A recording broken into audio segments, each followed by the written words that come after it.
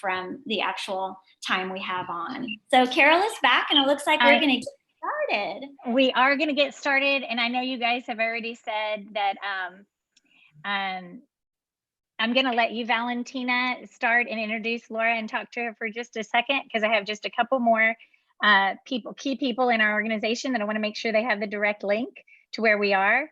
And anybody who's watching us on YouTube, please take the link that you got and blast that out to your social media, because we want to make sure that people can join us. And that's really, we're coming together as a village right now. Yes, it will be available in replay, but it's really nice if people want to see it live. That would be great too. So I'm going to just help out for one more second. So if you guys want to get started, I'll jump back in just a moment. Okay, no problem. Yeah, for sure.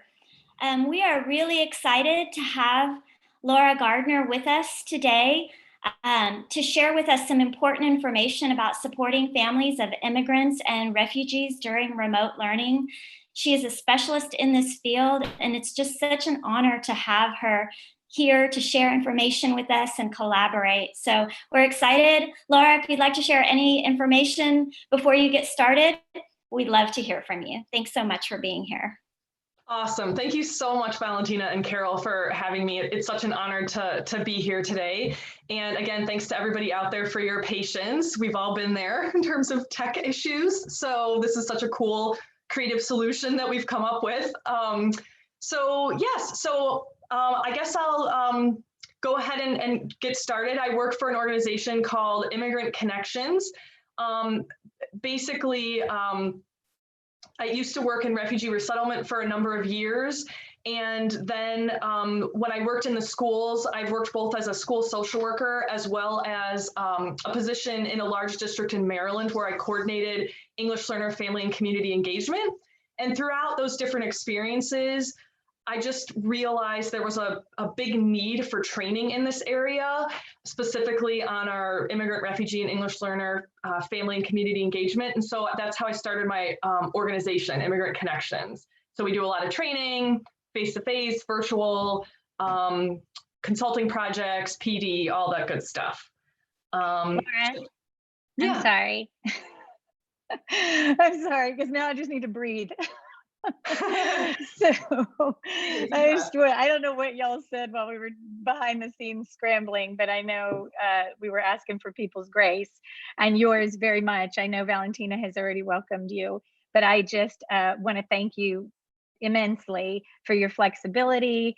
We were going to do a podcast. I was like, no video, no worries. We're just doing a podcast. And then we just asked her to step up at the last minute. So if y'all don't know Laura, I met Laura through English Learner Porter through Kelly Writers organization a couple of years ago at WIDA. And I just want to say thank you before you get started and just put that personal note on there that I've been following your work for years. And that's the reason I asked you to come on. We were in the ELL chat, chat together, and you were sharing. I know, but you're sharing so freely. And this thing, the reason we have so many people that want to watch it, and I'm so happy that it will be available for replay and that it's streaming live right now, and that people who can watch it can watch it. And we ask for your grace if you didn't get to see it live. But Laura is this type of person who shares freely, and I've been following you for years. So thank you again. And if people don't know, right here, what we're showing right now, we've got Laura's Twitter handle on there. And she's so humble that she hadn't thought to put that on there. And I was like, not only do we need to put it on there, we need to put it bigger, and put it right there, because everybody needs to be following you. And so we would ask people, thank you. We would ask people to, use the hashtag SideletsEdChat. That would be great. Or just tag the three of us. People are out there tagging each other, but we do want to use that hashtag or family. Didn't you say hashtag family engagement, right? Yeah, that's a great one too. Hashtag family engagement. All right. I'll let you get started, but I also wanted to just have a few more people that I know are signing on right now. Give everybody a chance that can hear you start, and we just appreciate you. So now I will mute myself because everybody's waiting for me to do that. Okay. Well, thank you, Carol. It's such an honor to be here today. And I just really appreciate it. So we'll go ahead and kind of get started here. Hopefully my screen will, hopefully it's not going to freeze now. Hold on. This is what I did yesterday, remember?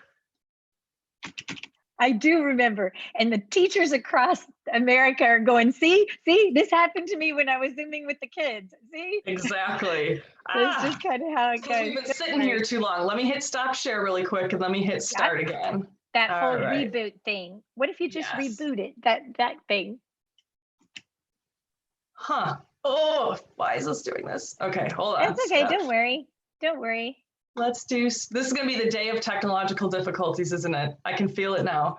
Isn't it? You know, the bigger picture is that you're trying to get a message to people. So people are watching and people are going to get that message, whether it's a flawless thing or not.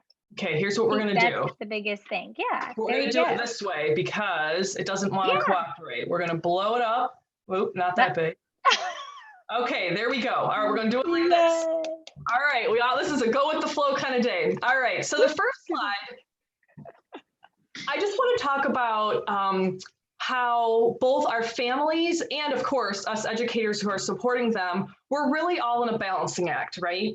So on the one hand, we have families that are, many families trying to provide basic needs, and it really is a priority for them to provide just safety and stability for their children. You know, so I've seen plenty of family engagement professionals out there or other educators saying like, no, now's not the time to put more pressure on parents, right? So that's sort of one message, at least I've been hearing, and I imagine you might have been hearing as well. But then on the other hand, families are trying to support their children's learning, right? And so just kind of recognizing that families are all going to be in a different place with this, especially if you've got families that have lost their job. In many cases, we're working with families that were already vulnerable to begin with, right? Could have been undocumented, could have had food security issues, so on and so forth. So my background in social work kind of kicks in here, where I think a lot about resiliency and just that need to prioritize mental health and sort of safety and stability, right? But at the same time, kind of moving along here, I do think that it's important that, this is going to be a sentence with a double negative. I guess what I want to say is don't not engage families because you don't think that they have it in them to do it, okay? You might recognize that there's a family undergoing a lot of stress, and so maybe you're going to kind of not put a lot of pressure on them at that time, and that's one thing. But the other piece, like I just said, is don't not engage them because they don't speak English, or they don't have education. You know, they only went to 3rd grade in their home country. They can't really be any help in this situation. No. On this slide, you'll see in the family engagement in schools field, and it really is a field. These are two of the key mantras in the field. The first one being that parents have the capacity to help their children regardless of their background, okay? So again, regardless if they speak English or not, if they've been educated in their home country or not, or here or not, that really doesn't matter, right?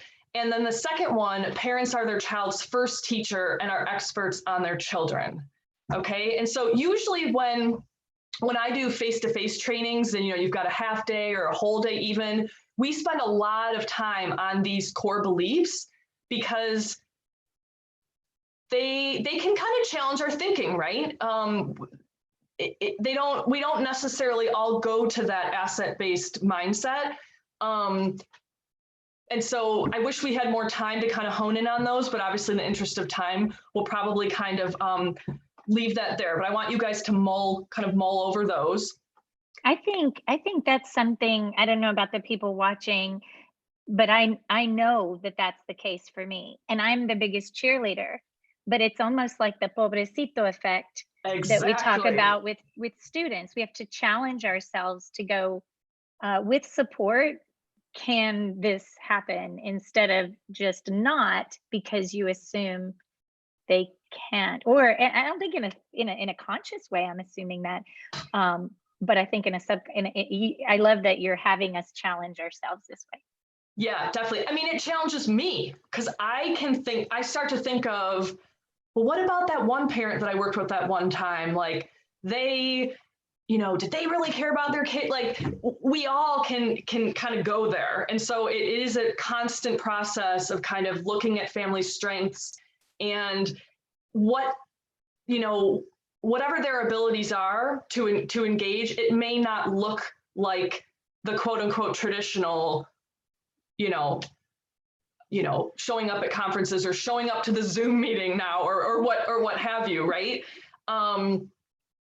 It really could be, on a phone call with a family, helping them think through maybe how to set a routine for their child. Or if you've got a family where they're renting out a bedroom in an apartment where there's like 3 other families living, like, is there a place that you guys can brainstorm together where the student can, like a little corner they can sit in and do a little bit of reading? Or, I mean, there's all sorts of ways that, families can engage. And you know what, I forgot to say one more thing about this slide that's important. I also want to highlight the educator balancing act here. I mean, there are many balancing acts going on right now, but I think that I know a lot of educators are calling their students and their families one by one. At least maybe you did it already, or you're thinking about doing it, and you're coming across families who are more on the left there, right? They're like, I just lost my job, we don't have food, and they're kind of in crisis, right?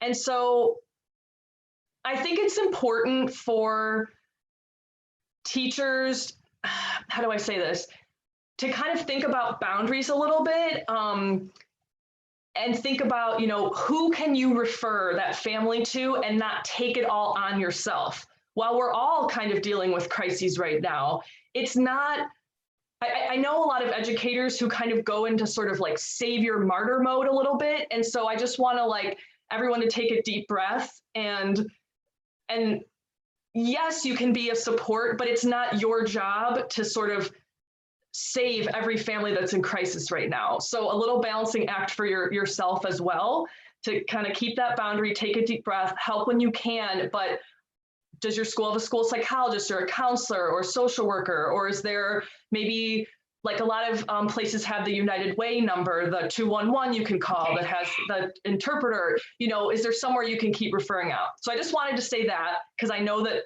there are a lot of educators encountering families in crisis, and you may or may not have training in kind of how to respond to that. Okay, so jumping ahead, go ahead, Carol. No, I just said excellent point. And it goes back to control what you can control. And if you can't, what can you do to help that situation? You have administrators, but we take so much of it on. Exactly. Okay, so this slide, one of the things that I wanted to let everyone know about is that there is really, over the past, I'd say 10 years in particular, there's really been this growing field of family engagement in schools. And what I found oftentimes is that sometimes those of us in kind of the English learner world may be a little less connected to the resources in the family engagement world. And on the flip side, in the family engagement world, they're not always tuned into the needs of English learners, immigrants, and refugees. And so I am always trying to be a bridge between the two worlds because both sides have excellent resources and knowledge. And so I just attended the other day an excellent webinar that has also been recorded by this first organization that we call them NAFSCE, the National Association for Family, School, and Community Engagement. And so you can Google them or go to that link there. And they are kind of, they're one of the main players in the field. And the great thing going on right now is, so they have a membership fee, but they waived the fee for everyone at this time. And so not only do they have just a lot of resources that you can download and things, but now that anyone can have access with their, the fee waived, you can go in and type a question and just say like, hey, does anyone out there have any resources in Arabic on whatever, and people will respond. It's a whole, chat situation. The other thing about that I strongly encourage is on this webinar that was, again, with NAFSCI, and they had a whole bunch of the national players. They had PBS, they had the National Library Association, they had this second group there, the Institute for Educational Leadership, they had Head Start, they had just on and on, right? National PTA. In a lot of the discussion, Spanish resources were mentioned often, okay? There was also a lot of talk about resources for families without technology or internet. I did not hear as much discussion about resources in other languages.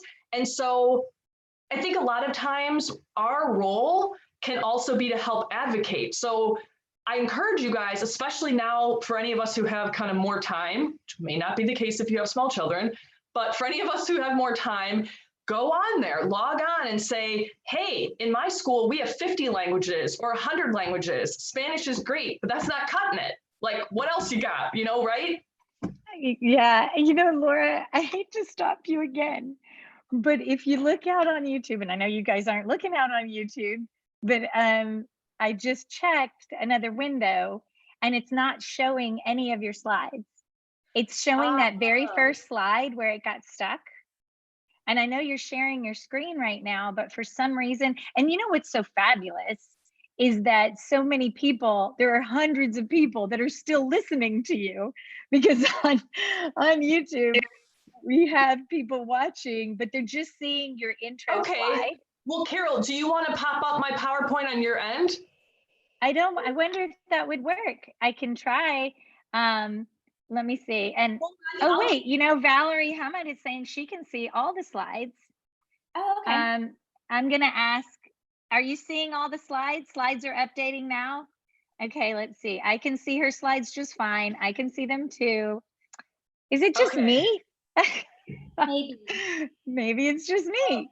So okay. Have Laura stopped. I know some people are asking about accessibility for families that don't have access to internet. Do you have any advice for that, Laura? Can you share? Yes. Yes, I do. Yes. Okay, we're going to get to that in, is it the next slide? I think I can see your slide. 2 slides. We'll jump on that topic. Is that okay? So, yeah. And apologies. Go ahead. Please continue. All right. Thank you, PLN. Thank you, people in the chat. Yes. So just so you know, I just wanted to highlight again that really there's this growing field. Please take a look at these 2 organizations in particular. And then also there are 11 states that have statewide family engagement centers. So feel free to Google that if you're not sure if your state is one of those 11.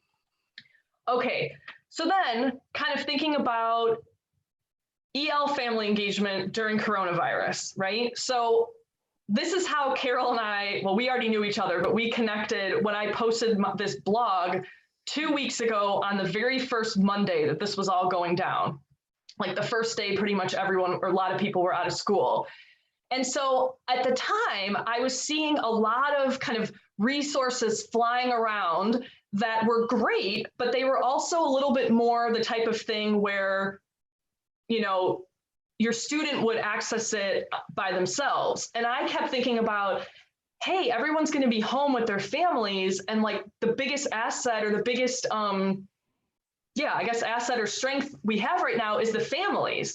And so I hadn't really seen as many resources that were related to how immigrant and English learner families could be supporting their children's learning specifically. And so I think since I'm sharing the screen, hopefully folks can see the blog post here. Can everybody, Valentina, can you see? I can see, yeah. Okay, so hopefully people can see that. Yeah, and you know what? I'm monitoring the chat a little bit back and forth. So those guys will let me know if they can't see. I think that was just like something bizarre. Yeah, okay. So go ahead. If for some reason you can't see, and you just go to Immigrants, Refugees, and Schools.org, that's my website, and you can click on blog, and it's the most recent blog article. And so I highlight here a little bit about not falling into deficit thinking, and I kind of go over the mantras and things. And then I broke the resources into 3 categories. And again, we're really thinking about what resources can we offer families, our English learner and our immigrant families, to support them in their working with their kids at home. I know all of our school districts are, in many cases, the kids are getting a packet, or they're getting Go to Eureka Math, or I don't know, they're getting all sorts of things. But again, this is that family piece. And so here are a few of my favorite video resources, which everyone can take a look at. And I've realized I need to kind of keep updating this. So just yesterday, I added a couple more because I realized, I don't know how many of you are familiar with Ready Rosie, but they have these awesome videos that are in English and Spanish. They call them their modeled moment videos. And so I know that some school districts have like a membership to Ready Rosie where you would have full access. For those who don't, you can either, they do have some free samples, they have a YouTube video, and then they just launched this Healthy at Home initiative as part of their COVID-19 response. And so it looks like they're opening up more resources for free. So that they're a really good website. Like picture a parent, you have a video of a parent and their child, and they're talking in Spanish, and they're counting beans together. I don't know, like they're modeling all sorts of learning, opportunities, and kind of showing parents firsthand how to do it.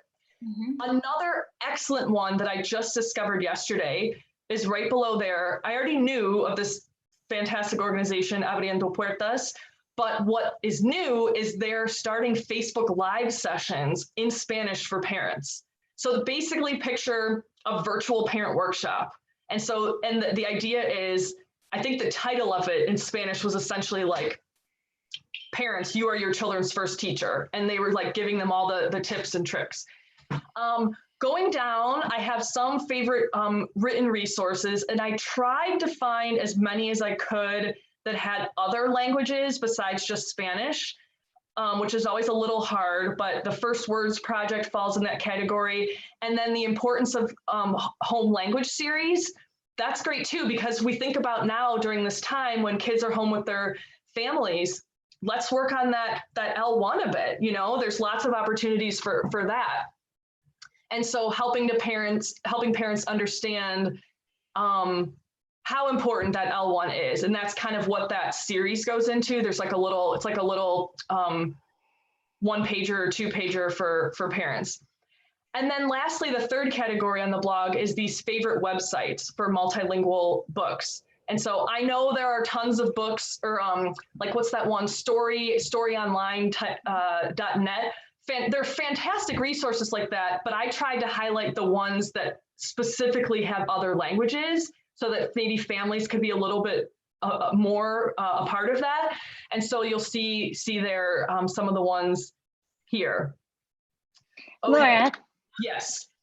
Because your resources are so fabulous, of course, and we're so grateful for them. A question that keeps coming up in the chat is, one, are people going to get access to your PowerPoint? Is that fine with you? Of course. And two is just making sure they know where this document is. So I know we're going to say that at the end again, but sure, for people who are new. So I just want to say, first of all, that on the Seidlitz Education website, Seidlitz Education, when you got to register, that's our website. And we will definitely have the video, a link to the video posted there. If you're watching right now, you have the link. This link is the link to watch it in replay. And we will post that in different social media places and definitely on our website. The other thing is Laura's PowerPoint, if she's allowing us to share that with, she says she is, we'll also post that. But this blog post is from your website. Right, it's there right now. You can Google it. Just pull it up. So if they go to the top of their screen and see Immigrants, Refugees, and Schools.org, that is Laura's website. And then you just click blog right here at the top, and it's the first story right there. Isn't that fantastic? So I just want to make sure that people know if they're watching this in replay or watching it right now, Yes, absolutely. You have access to everything, and that way they don't have to be distracted by how am I going to be, do I have to be writing things down? I know you said it, but we're like the kids. We all need to hear things more than one time. We might have missed it. Okay. If okay with it, we can place the presentation on the website, on Sidelet's education website too. So sure. Yes. I'm happy to do whatever, wherever. We will get it to you. Okay, great. So now, anyway, well, going back a second. So that's kind of, rather than sort of relisting all the resources in this PowerPoint, this slide is me basically directing you to my blog, because I'm going to keep that updated as I learn about resources. And I'm really picky about what I put there. I just want to have like the best, right? Okay, so then ideas for educators working with students and families without internet, right? Now, there is no grand solution for this, right? But here are a few things. Some of these you've probably already thought of, or we've circulated them on Facebook and Twitter a million times, but we'll go over them here, and hopefully there's at least a new idea or two. First one, if you have not heard about Internet Essentials, this is the organization that even before coronavirus, when you have students who are on Medicaid or free and reduced lunch or what have you, families can get internet for $9.95 a month, always, okay? Now during coronavirus, they're even waiving that fee and they're giving families free internet. Wow. Really? I know. A lot of reasons, like there's no, I mean, I know some families are nervous with like public charge and all of that. So, I mean, maybe you have a fear and you don't want to give out your information, but it's definitely something for families to think about. And I believe there, when you call, there's someone there who speaks Spanish. I don't know about the other languages. Okay, you know, so Laura, a lot of these things, I know people are thinking, but what about my family? They're putting in the chat, what about my family that speaks Swahili? And I get that. But a lot of these things we need to know as educators, as administrators, because we can help fix this for the, you know, these issues right now are temporary, but this could be part of the solution moving forward. Mm-hmm. We just need a little bit of time to get everybody settled in with the best solutions. Right. So thank you for that. We can okay, these are amazing. The second one, this is something that I learned on the NAFSCI webinar that I mentioned earlier, that I was a couple days ago. So the head of it's called like the American Library Association, I'm probably saying it wrong, but the head of like all the libraries said that they're really encouraging and working with as many of their libraries as possible to keep the internet on, even if the library building itself is closed. They're trying to keep the internet on so that it can still be accessed in the parking lot, which is amazing. Never would have occurred to me before. So that families can drive up or maybe walk up if you're still keeping the social distancing, but you know, go to the parking lot, and families are using the internet to apply for unemployment, like all sorts of things like that. So that might be a somewhat of a solution. And I'm going to tie that actually in with the last item on there, because I want to jump down to PBS. They were also on this national webinar. And of course, they have a lot of the free educational programming on TV that does not require cable. I myself do not have cable. I have my little old school antenna and I get PBS. But the thing that I wanted to highlight here is that their games app can be downloaded for offline play, which I had never realized before. So perhaps combining that with the second idea about the public libraries in the parking lot, you get near a library, you download things like PBS Kids or whatever you're trying to download, and maybe then you go back to your house and you don't come out for a week again or whatever. I don't know. So anyway, so that's an idea. That's so important. That's so important, because we did have people in the chat saying, oh, we can't go out unless it's essential, you know, groceries, doctors, stuff like that. But I would argue that if someone in your area does not know about 211, if they don't know about, you know, the United Way helpline where they can get services that are essential services, then they need to know about that. They can go, they can call someone there, they can get on, you know, going up to the library to get help with internet access, even if it's for some resources for your student for educational purposes, I would call essential, wouldn't say hanging out in the library. The library's not open, and you're talking about driving up if they have a car to get the Wi-Fi to be able to get a service and going back home. Exactly. And I mean, obviously I'm no public health expert, but I mean, you're still maintaining all your social distancing protocols. They were not saying like, go in a group with all your go hang out at the, that's not it. That's like, these are the kind of things that our families need to know about. Again, we're going to be making plans for the next time this happens. I hate to say that, but it would be unwise that we don't make plans. And these have to be part of the plans, or at least they have to know about them.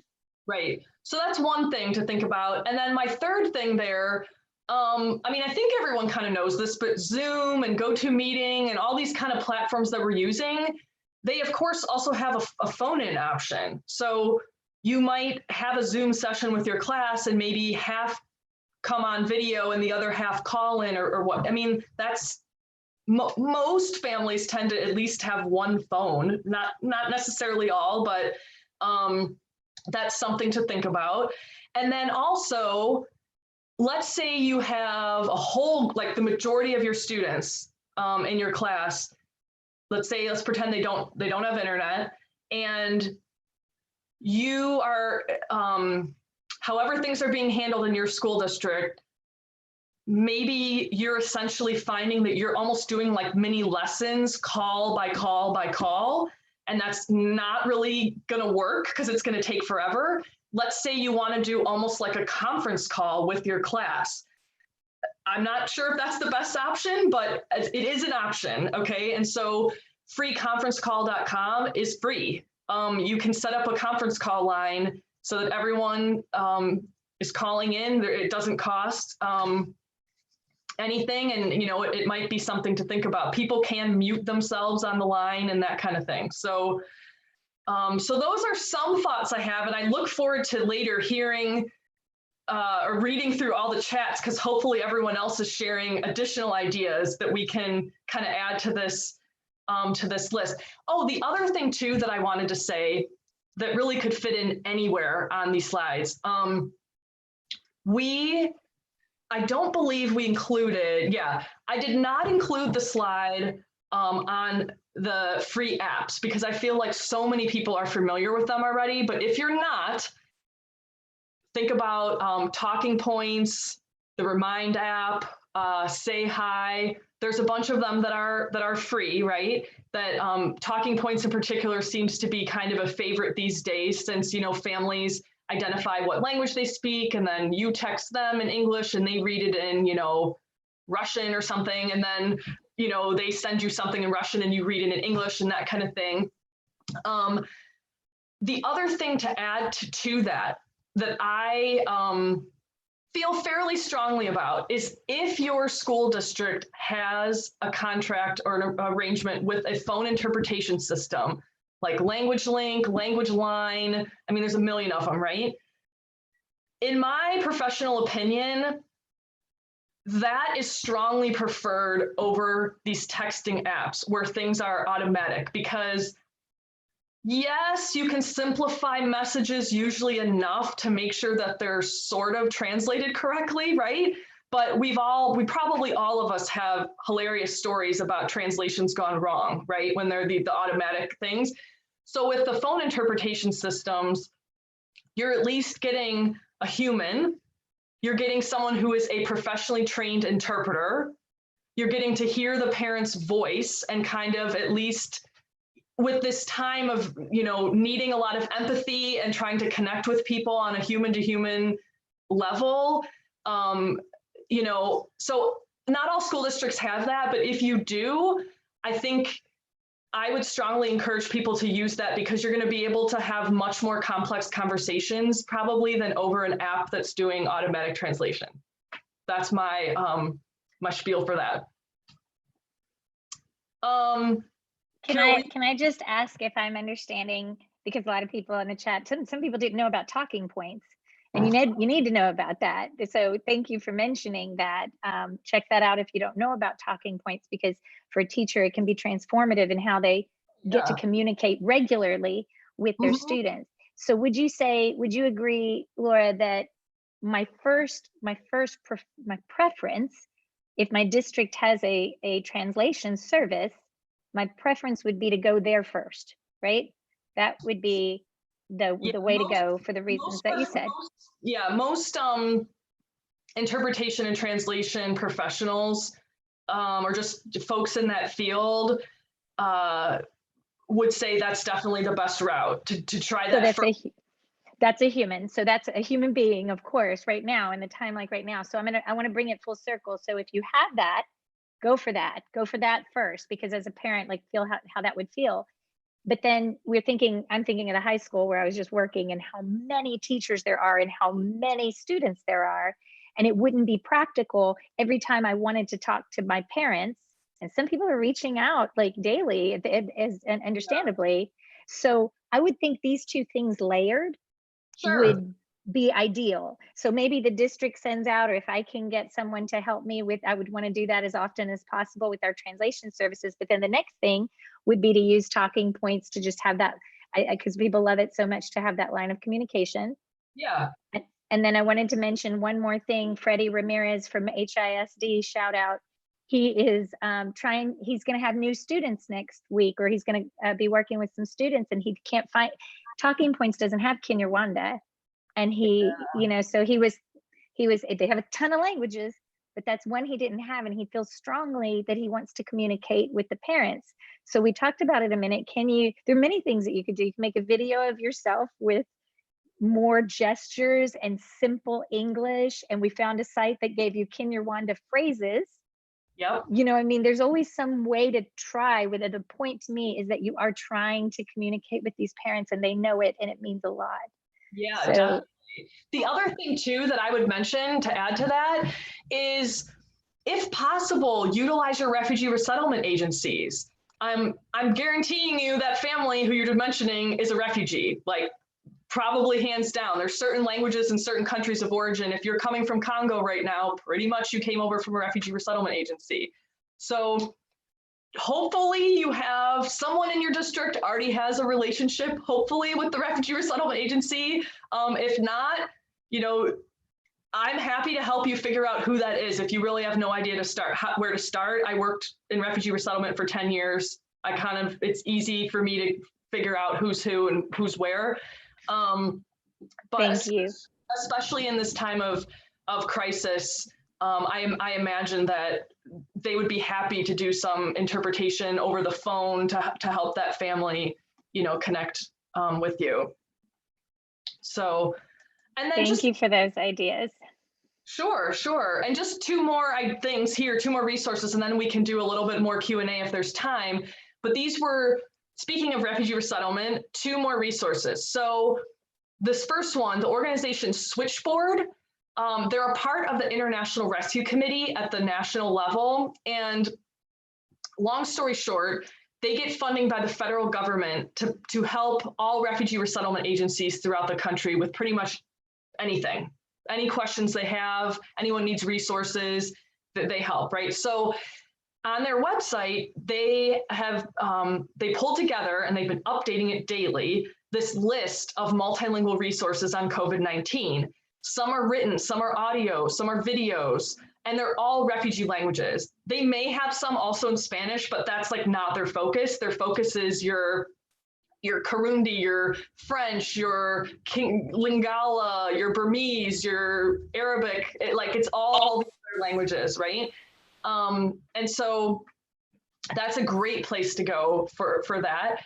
And then lastly, this COVID-19 resources for undocumented families. Let me see if I can open this real quick, if my computer will let me. This Google Doc was put together by Undocu scholars up here, and it's been circulating on social media, and they have nationwide resources, and then they have a whole thing by state. So, and this is part of the link is in the PowerPoint that's going to be available to everybody watching. Right, it's way too long for me to give it out now, but so. No, but even, if people don't want to have to be confused, you're watching a video that's going to be available at this same link. So there are notes, there's a description that I haven't entered yet, and we can put the link to this PowerPoint there, if nowhere else, if nothing else, and you will have all these links. Perfect. We're going to share everything after this is finished, and we'll put it up on Twitter and all of our social media. All over. We'll saturate social media. We're going to go ahead and wrap things up. I know that we have learned so much from Laura and from Carol as well. You two are a wealth of knowledge, and we're so blessed to be part of your professional learning network. And if you need more information or more support, we have our contact information here. Not only does Laura have information for you, but at Sideless Education, we also have information on family and community engagement and involvement. So please feel free to reach out to all of us. We're always grateful, and we're happy to support all of you. So we know that you also have a wealth of information to share with us. We can't wait to continue reading all of your comments on YouTube and also on Twitter. So thank you all, and we're going to go ahead and wrap it up. Laura, thank you so much. We can't thank you enough. And I know you said you were going to run out to Twitter and check the hashtag family engagement and see if folks tagged you, and we will do that as well. So thank you, Laura. Well, thanks again for the opportunity, and thanks to everyone who stuck with us during all the technological difficulties. We appreciate it. We will reshare this video. Please, everyone, reshare this video. It's such important information. Thank you. All right. Have a great day, everybody. Bye, everyone. Bye.